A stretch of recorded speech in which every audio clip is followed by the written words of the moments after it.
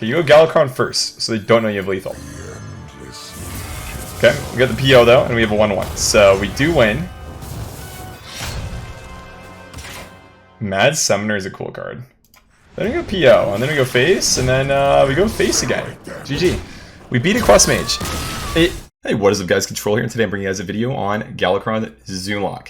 We did one on a Reno log version a little while ago, but my friend Corbett has been having a lot of success with a non-Reno list, so I figured I had to pick it up and try to jam a couple games with that. See how it goes, and it went surprisingly well. I believe he peaked at about rank 4 legend with it last season near the very end, so he might have actually got a very good finish with exactly this zoo list. But overall, I'd say it's super good. We changed 2 cards. We cut 2 Brigands from his original list to play a Brann and a Scarab Egg because, well, chat didn't like Brigands, and I was kind of in the mood to try new things, and I kind of wanted to put Brann in the deck anyways. I feel like he was pretty good as well because Brann as a card really just requires an answer instantaneously most of the time, so that's nice. That happens a lot. And then Brann also gives you just a lot of juice. It double invokes whenever you play an evoke card after. So Galakrond's gassed up really fast. And he's also really good with cards like Evil Genius and Lackeys as well. Even with like Bloodsail Corsair against Warrior, he can be super dope. So overall, I'd say he's like worthwhile to run in the deck and one that I would definitely say try if you have. Other than that, though, this deck is super budget friendly. You get Galakrond for free, so the only legendary you need to craft is patches for it, which I definitely would recommend doing. Other than that, though, the deck is super good. I would rate it around tier 1, very similar in power level to Power Warrior, I would say right now. And I think it's kind of slept on at the moment, so I definitely recommend jamming it before it picks up a little bit much more than it is right now. But yeah, really good deck. Enjoy the video, guys. I hope you guys gonna like it because it was pretty fun to play, and I definitely recommend giving it a spin for yourselves. Tap that like button if you guys like the video, and I will catch you guys tomorrow. Peace out. Enjoy. Alrighty, we're on the play. Egg into Genius is fine against Pirate Warrior. Egg is quite good, especially the Serpent Egg, because it doesn't get cleared by 1 cannon hit. And when they're on the coin, you usually play for cannons. So this is just overall good. And this is a fine 3-drop because we could play a Lackey as well. So, you know, on average, we're going to get a Lackey that doesn't just like discover something that you can't play right away, like Dragon or Spell. We get like Rush, Deal 2, Summon a 2-drop, that kind of good stuff. We got a really nice curve actually as well. Sweet. Is Wild Zoo actually good? I would say in terms of strength, this deck is very comparable to Pirate Warrior. I think it's really underrated and super strong. Super, super strong.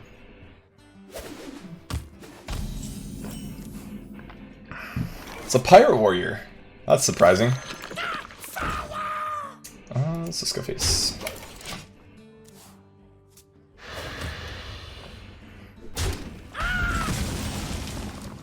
The classic value trade. We could just Fiendish Rites and value trade here as well. I feel like it's better to hold this though. I think I just want to Evil Genius. Play with the Lackeys a little bit. Shoot Lackey seems fine. I don't really even need to shoot that right now. We have removal already. This is fine here. I just want minions on the board, so like maybe I could just do this with the Titanic Lackey next turn. So just clear what he's playing, develop our own stuff. Point DB, play some taunts. Okay. Cool game. Sweet hand. Plague of Flames puts us in a pretty weird spot here. Yeah, 0 mana 9/9, you're right. On turn 3, yeah. Kind of a good hand. I'm like really leaning to just Plague of Flames. I feel like I would toss a Fiendish then though, but like after playing the Devoted Maniac, the Fiendish just like gets so much better, so I think I'm just gonna do this and Plague.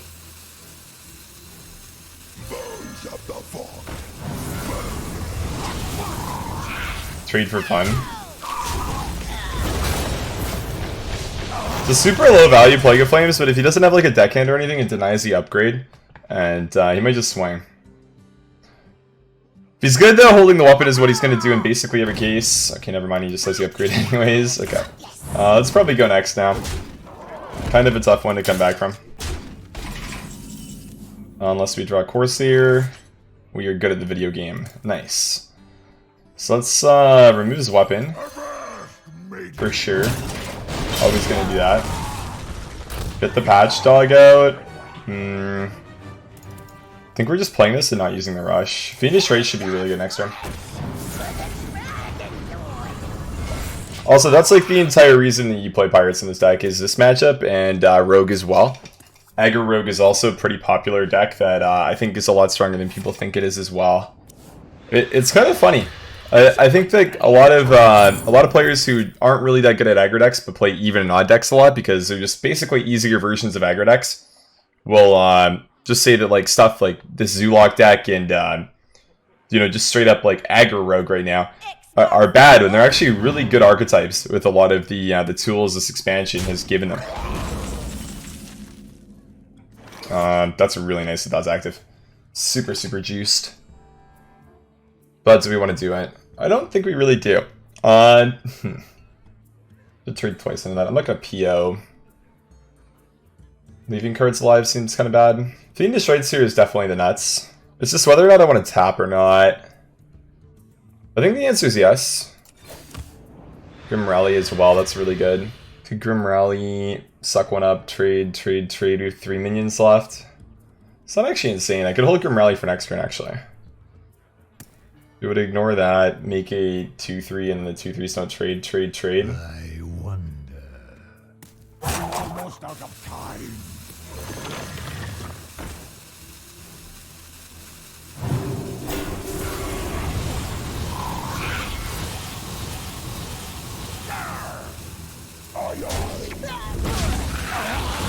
I think that I like that the most. It was like awkward for him to do anything into this. This entire game was actually just carried by Bloodsail Corsair. Absolutely like insane what the card did. Problem with aggro is there's too much AoE and Void Lords. I don't think I'd agree with you at all. I understand where you're coming from, but I don't think it's true. So I have 8, potentially 10 damage. So we don't have lethal, so we should play the Worshipper, I think. Yes, I will destroy. See what we get here. Another Worshipper, that is what I call gas. Bloodsail Corsair is decent. I don't have enough things to kill with both the Grim Rallies to really get like extreme value and like get the good value trades in, so we're probably just going to be playing a Librarian here, seeing what we draw, and going from there. An egg, okay. I probably just want to trade, play the egg. I think that's, maybe? No. We want the 5-4 to live. Or for him to, like, have to commit an extreme amount of resources to clear it. This should be fun. Hey, Taz, what's going on, man? Let's go ahead, dude. Brigand, okay, taps. Swing it to the 2-1, upgrade, okay. You could clear the 5-4 then. Face tanks to 5-4, I mean, regardless of what he face tanks here, we're going to be very close to lethal with this hand, right? Like, we have so much reach out of nowhere. That should just do it. So, this is already 7, 11. I mean, we can just, like, do some fun stuff and win, but we've got, like, such an amazing amount of damage here. Out of nowhere. This is, like, why this deck is good, by the way. Examples like this, where it's like, you know, it doesn't look like you have any damage at all, and then you just do this, and then you do this, and it's like, oh, okay. Well, that's 15 from nowhere. Obviously, that game was hard carried by the Bloodsail Corsair, but that opener, DB into coin, double Dread Corsair, plus a parachute, that's absolutely insane. I honestly, I'm kind of surprised that we beat that. Obviously, it was because we drew the tech card to beat that, but kind of nuts, man. Kind of nuts. Go then. Cool. Your soul shall be mine. Let's give an egg. I'm your nightmare. And a Rites and a Worshipper. I think I'm okay keeping Rites. I haven't played a mirror, but it might be a mirror. If it's a mirror, I don't think Rites is really the best card in the world. I'm more thinking like it's a slow Warlock deck, and this gives my stuff attack. Yeah. We have turned our curse into our strength. The Shades haven't been busting this up for a long time, man. Meet you.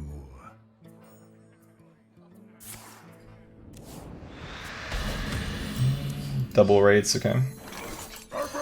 Let's go 1-2 and a 1-1, turn 1. Can Blade. Why don't I play Battlegrounds anymore? I just think Ladder is more fun for me right now, that's all. I don't really have a problem with the game mode or anything. Just like finding ladder more interesting, that's all really. Let's go pressure play.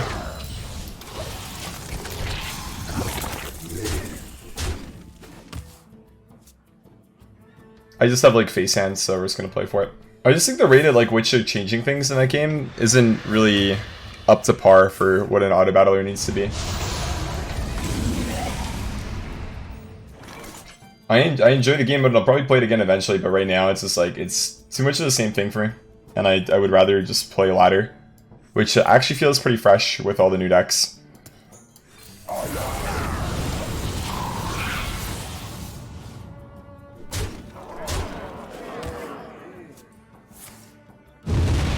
That's kind of juicy.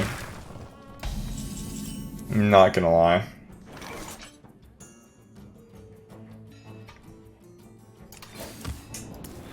Yeah, not the best play in the entire world.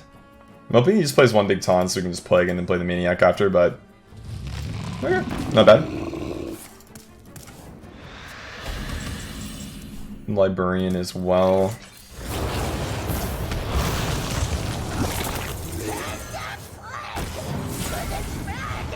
Check out your Galakrond Cthulhu Rogue sometime. Just jam it in Discord, man. Jam it in the deck list section of Discord, my friends. If you guys are interested in knowing when I go live, or just want to say what up, or like share a deck with me, or ask me a question, or anything like that, or hang out with other people who watch the stream and the YouTube stuff, hit up the Discord. Discord.gg/control the board. Got a deck list section. I don't usually get ideas from it super early on in the expansion, but near the end of last expansion, I was taking a lot of decks from the deck list section and jamming some YouTube videos of those. Had a fun moment reminiscing about one of my friends doing the same thing. A Dark Bomb Defile. Okay. So he's gonna play Molten Giants for 0 mana next turn. Not the best for us either. Ever, sorry. Corsair, Brigands, Plague. I mean, I would prefer not to play all the ones, because we're going to have to play Plague next turn, so I think I kind of want to do that. Dragonblight. I should probably still just be doing this, realistically. Look, we've already committed to the I'm going face and winning fast line before you can do anything, so we should just like really fully commit and not just like fall back and decide that we want to pivot. Because the pivot doesn't exist, right? We just got our gas card, and that's probably going to be it for gas for a while, so it's tough. Some more Broken Plague or Defile? I think definitely Plague. Defile is more of a card that fits in a lot of different situations, but Plague in the decks that it works in, being decks that revolve around death rattles, whether that's eggs or cubes, is ridiculously broken. Yeah, it's a super imbalanced card, man. 1 mana, throw away all your crap units to just like kill all of your opponent's big units. It's kind of good. Kind of really good. We're considering doing a free play legend run. I quit at rank 1 4 stars the last time that I did it because there were too many big priests. I did one on Asia. It honestly wasn't that bad. I just really don't like big priests. So I wasn't having too much fun. Because everybody there was playing big priests, believe it or not. So I didn't really have too much fun because of that, but otherwise, it's honestly, it's not that bad doing the free-to-play runs. I don't mind them. They're kind of cool. I'm personally a pretty big fan of switching stuff up and doing things like that. Yo, Renegade, thank you for gifting 2 subs, dude. Welcome, Osage, Retropy, and Prof SE. Thank you guys. Sorry, say thank you to Renegade, guys. And yeah, thanks a ton, man. Appreciate it. Happy New Year, dude. Thank you for the generosity, man. I appreciate that. Let's just play the Rites, I think. And I probably want to play the Dragonblight after, just to like double invoke and get Galakrond fully upgraded for gas next turn.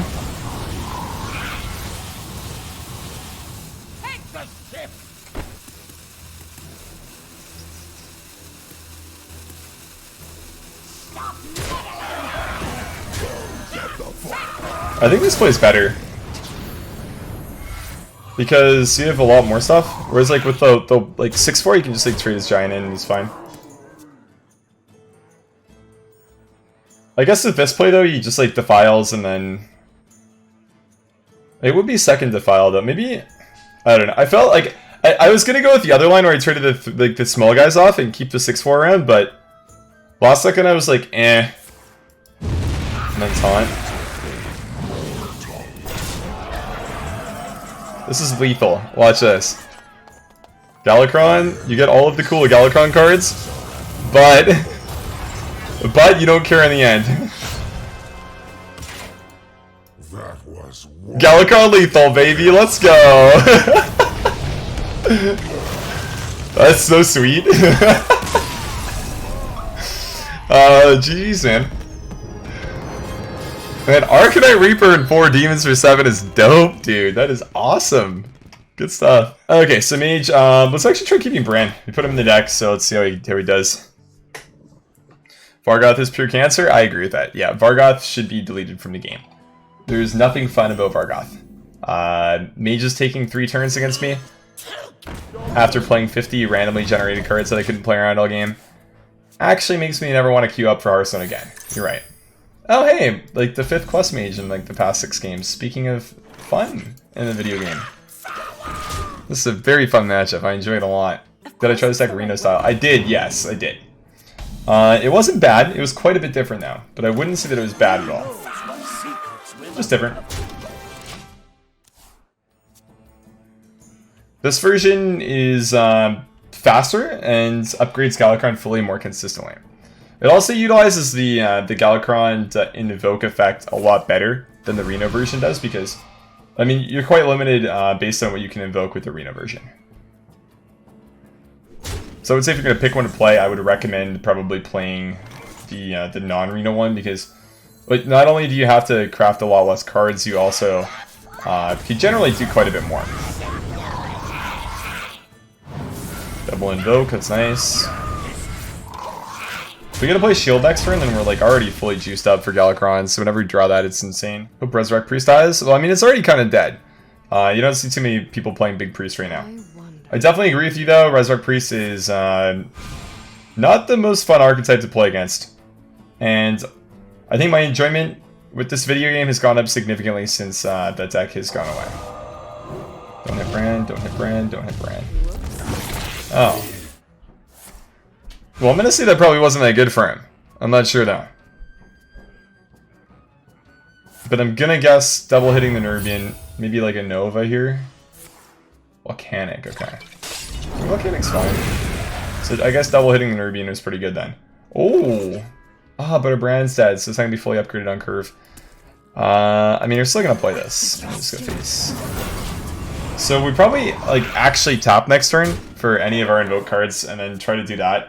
A 5/2 weapon while also simultaneously drawing and playing 4 demons on turn 7 while gaining 5 armor is kind of pretty freaking good if you think about it.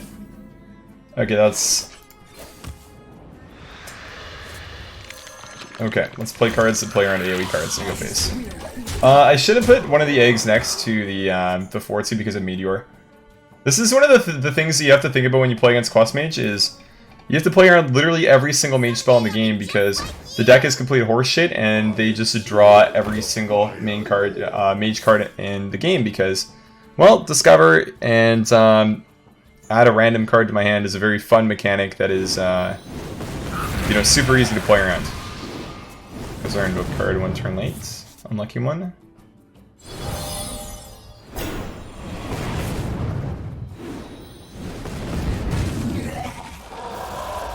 Mana Cyclone, just my favorite card. Can he take his free turn next turn? Honestly, might be able to. I kind of hope that he pops the egg so I can just like Plague of Flames and then play stuff.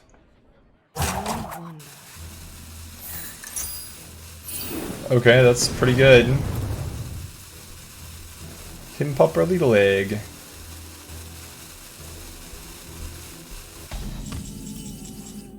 We can pop our little egg ourselves. Do we want to do that though? Could also just like trade play patches. It's actually probably better, right? Sorry, just like trade play patches, Plague of Flames.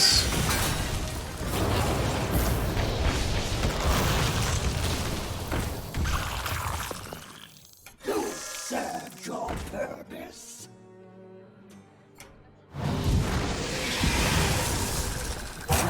Cool. So he plays randomly discovered Flame Strike.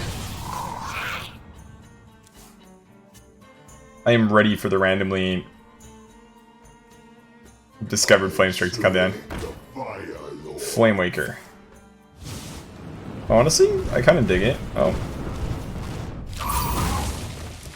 Okay, I want him to clear enough so that, like, I can win, but with oh, okay, I mean... Wait. If that doesn't die, and... okay, so if one shot goes face and one goes into a 1-1. Okay, never mind. Or you could get the...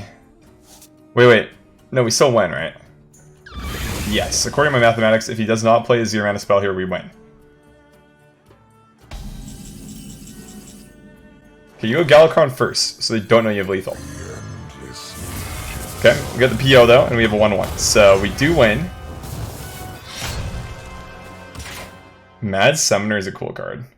Then we go PO, and then we go face, and then we go face again. GG. We beat a Quest Mage. We've actually beaten all of the non-Reno Quest Mages today. We've lost all of the Reno ones though. And I think that's because the Reno version is significantly better because... okay, a Rouge. Honestly, this sounds fine. Library Boy and his egg into Genius is a pretty decent curve. I like it. I'm a fan. Double Egg, I mean... if we draw like Plague of Flames, it's good. Or you could get double Genius with double Egg. Okay, I dig it. Corsair is okay, so this guy should be like a straight up aggro rogue. Let's play the Serpent Egg and go face. Good game, dude. Good game. GG's. Are there any fun ways to break Zoraku the Warped? The card seems super cool, but you don't know of any ways to make it busted. Well, do I? You are honestly, you're a smart guy. You're asking the right guy today. Okay, let me tell you how you do that. Okay. Well, you hit up the control of the board YouTube channel. Okay. You scroll down. 100% win rate. Zoraku lock. You click it.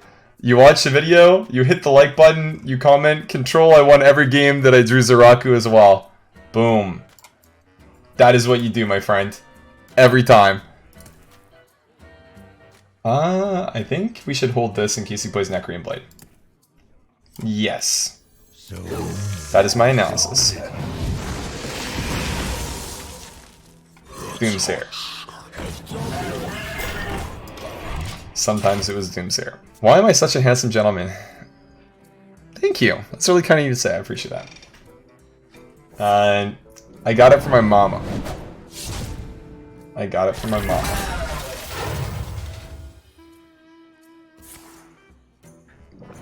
That, and I like to stay hydrated. Credit a lot of the success I have in my life, which is a very small amount, okay? A very small amount. I credit most of it to drinking water.